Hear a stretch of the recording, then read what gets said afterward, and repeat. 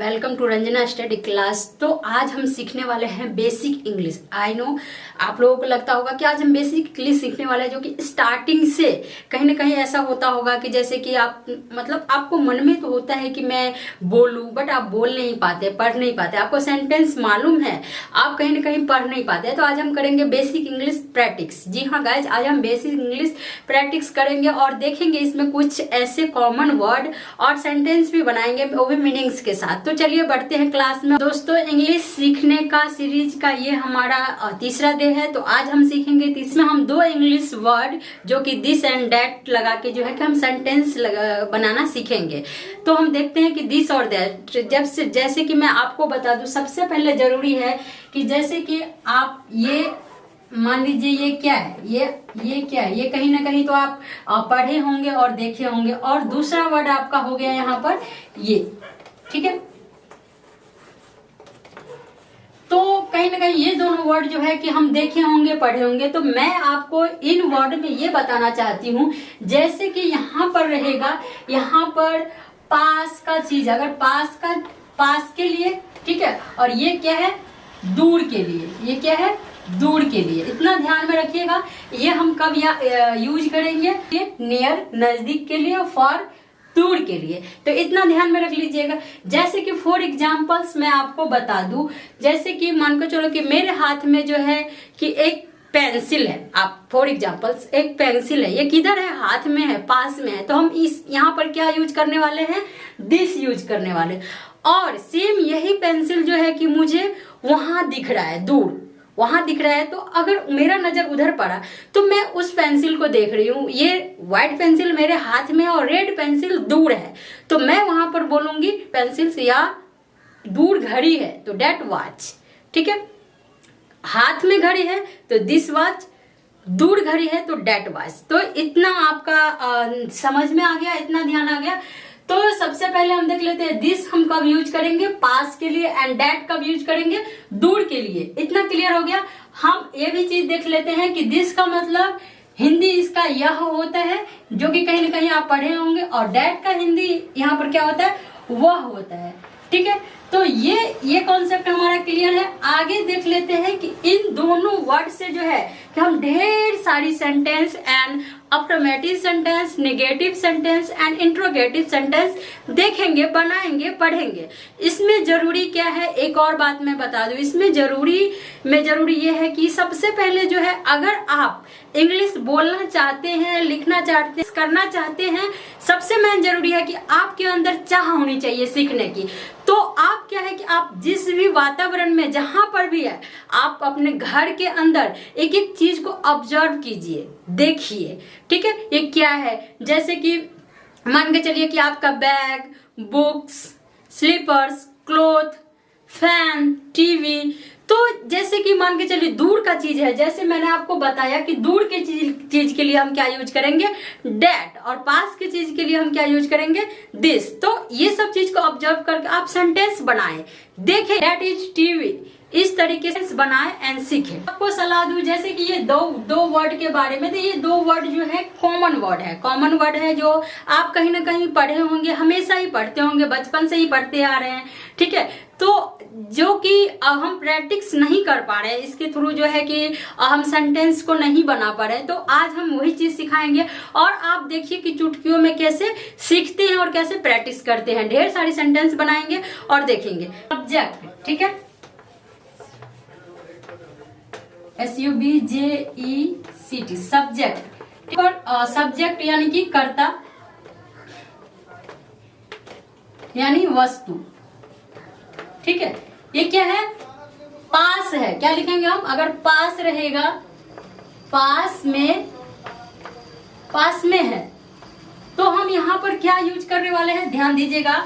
Subject यानी कि कर्ता, वस्तु क्या हो जाएगा, ऑब्जेक्ट यानी कि वस्तु, OBJECT, ऑब्जेक्ट यानी कि वस्तु पास में है, ठीक है। इतना ध्यान दीजिएगा। सिंगुलर यानी कि एक वचन है।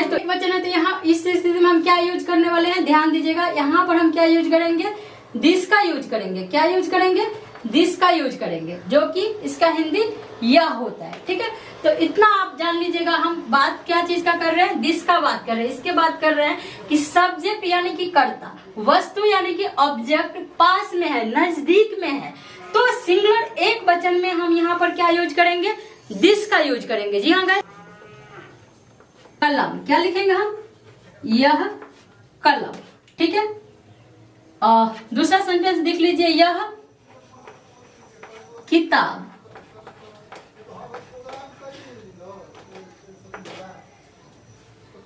दूसरा सेंटेंस हो गया यह किताब। तो जैसे कि आप देख लीजिए ये क्या है, यह कलम यानी कि यह कलम, यह किताब यानी कि यह किताब। अगर यही चीज यह किताब यहाँ रहेगा तो हम क्या बोलेंगे, जैसे कि यहाँ पर रहेगा, मान के चलिए कि ये बुक है। ठीक है, तो हम यहाँ से उसको इशारा करके बता रहे हैं, ध्यान दीजिएगा, यहाँ से इशारा करके बता रहे हैं, तो हम क्या बोलेंगे, दैट बुक, दैट बुक। क्या बोलेंगे, दैट बुक। और ये बुक अगर मान के चलिए कि यहाँ पर है,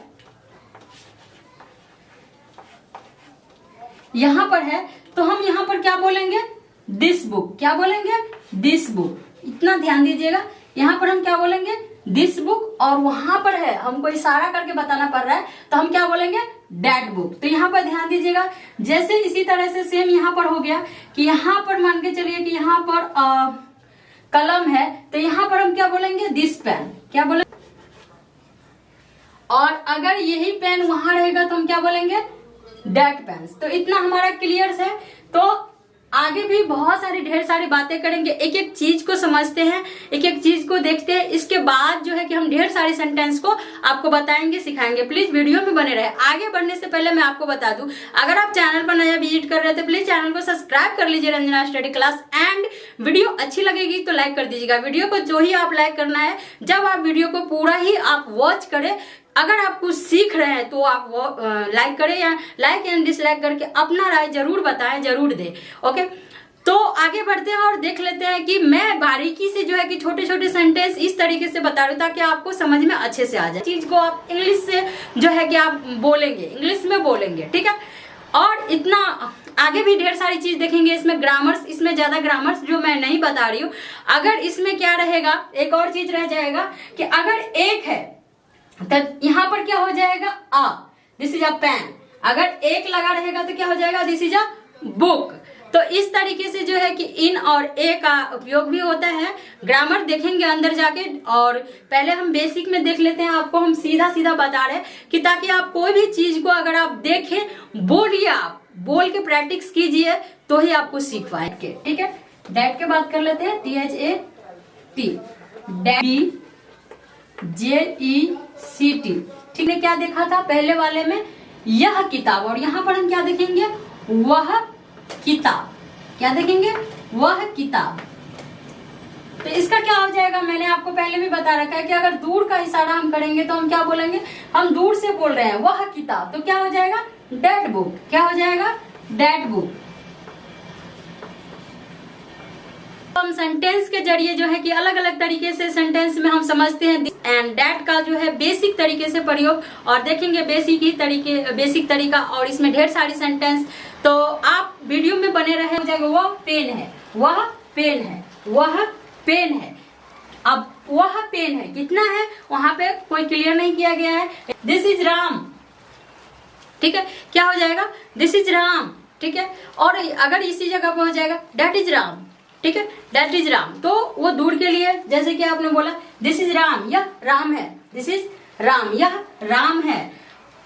वह मिठाई है, ये सेंटेंस, यह एक पंखा है। ये दो सेंटेंस आपके लिए है। प्लीज ये दो सेंटेंस अगर आप जानते हैं तो प्लीज कमेंट बॉक्स में कमेंट करके जरूर बताएं फटाफट, एंड वीडियो को लाइक करें। में जाते हो मान के चलो, और आपको दूर से मतलब कि कुछ दिख रहा है और ढेर सारी मार्कर्स के बीच एक रेड कलम दिख रहा है, तो आप दुकानदार से बोलते हो कि क्या वह कलम है, क्या वह कलम है। ठीक है, तो इसी तरीके से सेम जो है यहाँ पर, इट्स दैट अ पेन। तो अभी के लिए इतना ही, मिलेंगे आगे वीडियो में। Bye bye and have a good day.